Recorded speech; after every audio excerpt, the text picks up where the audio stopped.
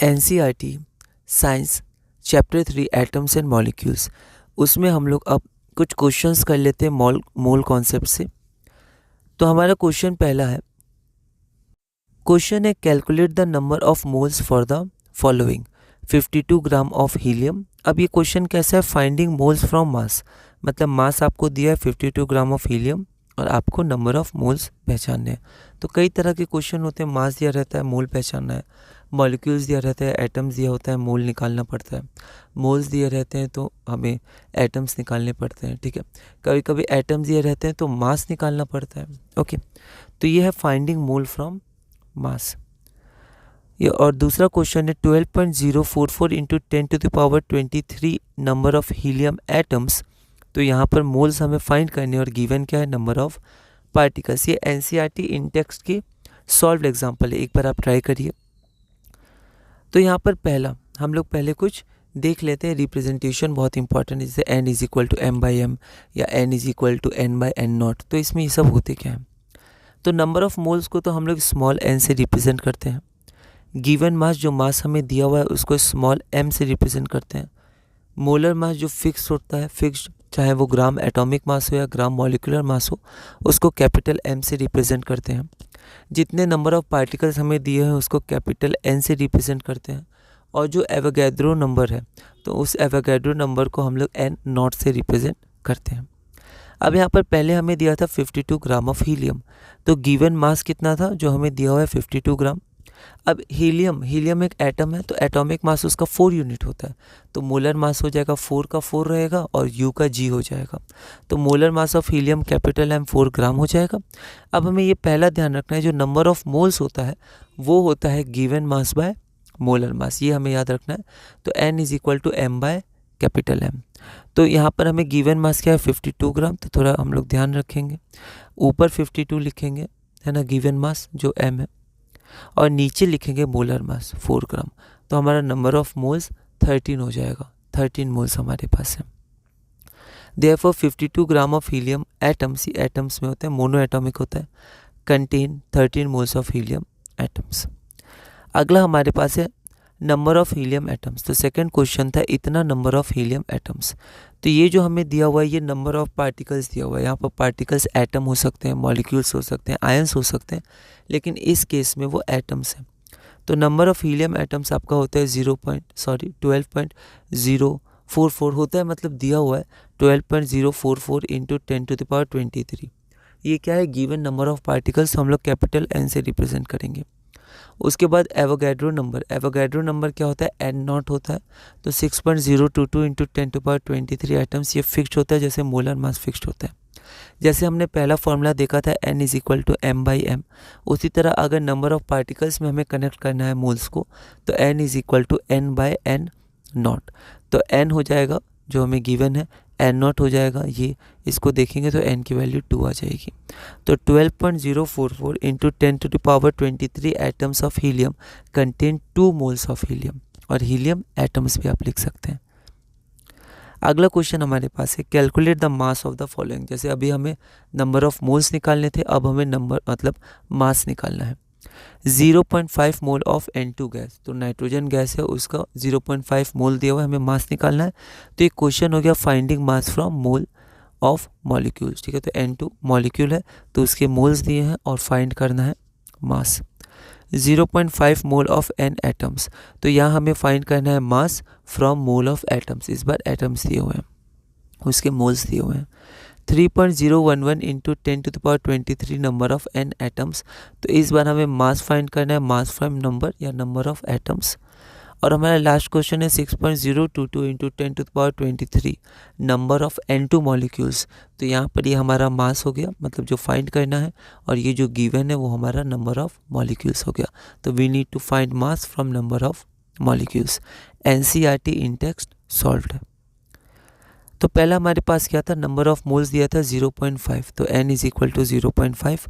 उसके बाद हमें मास फाइंड करना है, तो हम लोग मास कैसे फाइंड करेंगे, तो डायरेक्ट वो फॉर्मूला लगा देंगे जो मास, मोलर मास और n को कनेक्ट करता है। तो n हमें गिवन है 0.5 मोल, मोलर मास ऑफ N2 हमारा 28 ग्राम हो गया, तो N is equal to M/M होता है। तो N हो गया mass of N2 gas is equal to N into M। तो M is equal to N into M, तो N हमारे पास 0.5 हो गया, M हो गया 28 ग्राम। इसको बस कैलकुलेट करेंगे क्योंकि इस इक्वेशन में हमारे पास 1 वेरिएबल है, ठीक है। तो 1 इक्वेशन 1 वेरिएबल, 14 ग्राम हमारा आंसर हो जाएगा।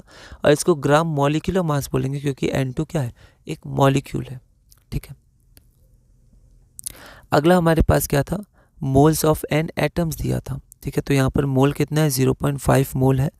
मोलर मास कितना होता है, तो N एटम्स का मोलर मास होता है 14 ग्राम। यहाँ क्या था, N2 मॉलिक्यूल था इसलिए 28 लिया, यहाँ पर सिर्फ एटम है तो 14 ग्राम, ग्राम एटॉमिक मास। फिर से हम लोग देखेंगे कौन सा रिलेशन बता रहा है N, M और M में। तो N is equal to M/M, तो M is equal to N into M, तो 0.5 into 14 gram that is 7 gram. तो मास हमारा 7 ग्राम हो जाएगा।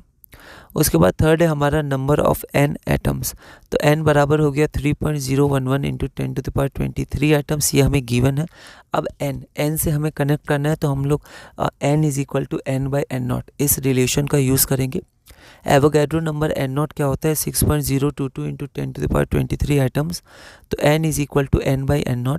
N की वैल्यू है 3.011 इंटू 10⁻23, N0 की वैल्यू इतनी है तो 1/2। तो N इज इक्वल टू क्या होता है, 1/2 हो जाता है। लेकिन हमें मोल्स फाइंड नहीं करने हैं, हमें फाइंड करने हैं मास।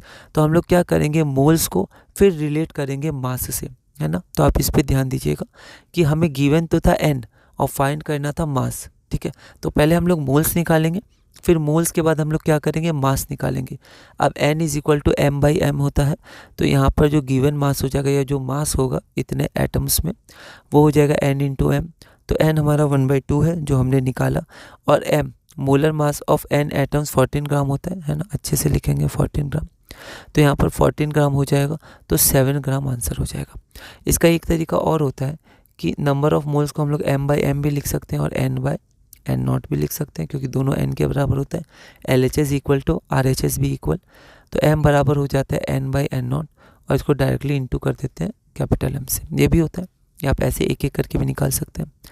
अगला हमारे पास क्या है, तो अगला हमारे पास नंबर ऑफ N2 मॉलिक्यूल्स है, ठीक है। तो कैपिटल N होता है 6.022 इंटू 10⁻23, ये गिवन है। एवोगैड्रो नंबर होता है पर गिवन भी इतना ही है, तो इसको गिवन में भी लिख देंगे। और एवोगैड्रो नंबर तो फिक्स होता है, कांस्टेंट होता है 6.022 इंटू 10⁻23 मॉलिक्यूल्स। हमें पहले N निकालना वैसे M है, पर पहले N निकालेंगे तो 1 आ जाएगा। उसके बाद M का रिलेशन लेंगे, तो यहाँ पर 1 इंटू 28, क्योंकि M मोलर मास हो जाएगा वो 28 ग्राम होता है, ग्राम मॉलिकुलर मास, तो M की वैल्यू 28 ग्राम हो जाएगी।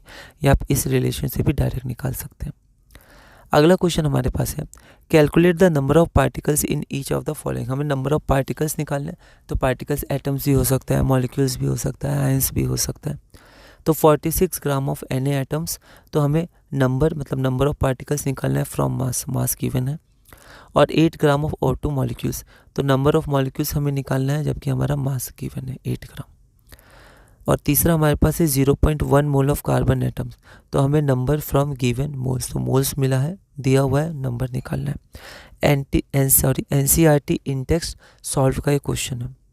तो पहला गिवन मास कितना है, 46 ग्राम, मोलर मास इतना है, तो पहले नंबर ऑफ मोल्स हम लोग निकाल लेंगे। पर यहाँ पर मैंने क्या किया, डायरेक्ट यहाँ पर लिखा है कि नंबर ऑफ मोल्स क्या होता है, M/M, और number of moles he N/N0 होता है। तो LHS सेम है तो RHS भी सेम होगा, तो M/M is equal to N/N0। ये भी डायरेक्ट रिलेशन आप फाइंड कर सकते हैं जब हमें मोल्स नहीं निकालना होता है, मास से पार्टिकल्स या पार्टिकल्स से मास। तो यहाँ पर हमें पार्टिकल्स निकालने हैं, तो ये उधर चला जाएगा, तो M/M is equal to N0। अब गिवन मास 46 ग्राम, मोलर मास आपका 23 ग्राम, और N0 की वैल्यू तो फिक्स होती है, तो डायरेक्ट N की वैल्यू आ जाएगी 12.044 इंटू 10⁻23 आइटम्स ऑफ सोडियम। अगला हमारे पास क्या है, मास गिवन है 8 ग्राम, मोलर मास 32 ग्राम, और N0 हमारे पास गिवन है, मतलब वो तो फिक्स रहता है, तो 6.022 इंटू 10⁻23। तो यहाँ पर हम N डायरेक्ट निकाल लेंगे, M/M इंटू N0, सारी वैल्यूज़ पुट करेंगे तो अप्रॉक्सीमेटली इक्वल आपका आ जाएगा 1.51 इंटू 10⁻23 मॉलिक्यूल्स ऑफ ऑक्सीजन।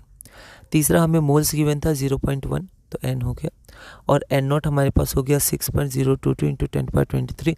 अब चाहे ये कार्बन हो, नाइट्रोजन हो, ठीक है, या ऑक्सीजन हो, या फिर सोडियम हो, हीलियम हो, किसी के भी एटम्स हो, ठीक है, आपका आंसर सेम आएगा, क्योंकि यहाँ पर हमने कार्बन, नाइट्रोजन, कुछ भी होता है ऐसे ही निकालते, बस लास्ट में जो क्वेश्चन में वो लिख देते, ठीक है। तो नंबर ऑफ मोल्स हमारे पास कितना है 0.1। नंबर ऑफ पार्टिकल्स मतलब एवोगाड्रो कांस्टेंट कितना होता है, तो ये होता है। तो हमें निकालना क्या है, तो हमें नंबर ऑफ पार्टिकल्स निकालने, तो हम लोग मोल का ही रिलेशन यूज़ कर लेंगे, क्योंकि मास तो निकालना नहीं है। तो n is equal to n into N naught, multiply करेंगे तो हमारा फाइनल आंसर आ जाएगा 6.022 इंटू 10⁻22 कार्बन एटम्स। अगला क्वेश्चन हमारे पास है कन्वर्ट इनटू मोल। मोल में कन्वर्ट करना है, एनसीईआरटी एक्सरसाइजेस का क्वेश्चन है। 12 gram of oxygen gas, 20 gram of water और 22 ग्राम ऑफ कार्बन डाइऑक्साइड। तो मोल्स हमें निकालना है, ठीक है। तो यहाँ पर मास है m 12 ग्राम, मोलर मास 32 ग्राम, मोल्स निकाल लेंगे n is equal to m/m, तो 0.375 आ जाएगा। अब n क्या है, अगर आप एक n ले रहे हैं या कोई सिंबल ले रहे हैं तो आप बता सकते हैं यहाँ n नंबर ऑफ मोल्स लिया गया है। अब यहाँ पर मास कितना दिया है 20 ग्राम, मोलर मास 18 ग्राम, तो n नंबर ऑफ मोल्स होता है m/m, तो 20 ग्राम बाई 18 ग्राम तो 1.11 मोल्स। उसी तरह मास ऑफ कार्बन डाइऑक्साइड हमारा 22 ग्राम होता है स्मॉल m, मोलर मास हमारा 44 ग्राम हो जाएगा कैपिटल M, तो n हो जाएगा m/m 0.5 मोल, डायरेक्ट रिलेशन है।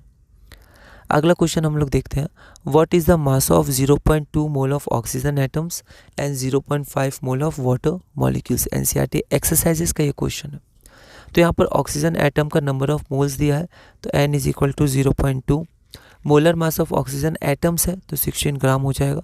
हमें मास निकालना है, तो n is equal to m/m, उसमें m is equal to n into M, तो 0.2 इंटू 16, हम लोग थोड़ा ध्यान रखेंगे, ये 3.2 आ जाएगा, तो आंसर 3.2 ग्राम होगा। ऐसी फिर सिली मिस्टेक्स होती है कैलकुलेशन में, जिसका हमें ध्यान रखना है, बहुत ही केयरफुल और सावधान रहना है। अब दूसरा हमारे पास वाटर मॉलिक्यूल्स दिया है, तो n की वैल्यू हमारे पास कितनी होगी 0.5। अब मॉलिक्यूल्स है तो हम लोग molar mass of water molecules निकालेंगे, ग्राम मॉलिकुलर मास निकालेंगे 18 ग्राम, फिर से रिलेशन यूज़ करेंगे कैपिटल M से, इसको शो करेंगे m is equal to n into M, तो 0.5 इंटू 18 ग्राम जो कि 9 ग्राम है, तो हमारा गिवन मास या फिर जो मास हमें चाहिए वो आ जाएगा 9 ग्राम, या 0.5 मोल ऑफ वाटर में 9 ग्राम ऑफ वाटर रहता है। तो इसी के साथ और भी क्वेश्चन है उसको आप ट्राई करिएगा। तो एक तरह से हमने ब्रीफ में देख लिया कि हमें क्या क्या पढ़ना है, अब सिर्फ क्वेश्चंस हैं, तो क्लास 9th में हम लोग और देखेंगे, पर अब हम लोग अपना अगला चैप्टर शुरू करेंगे और इसी तरह धीरे धीरे क्लास 9 केमिस्ट्री में एनसीईआरटी आगे बढ़ेंगे।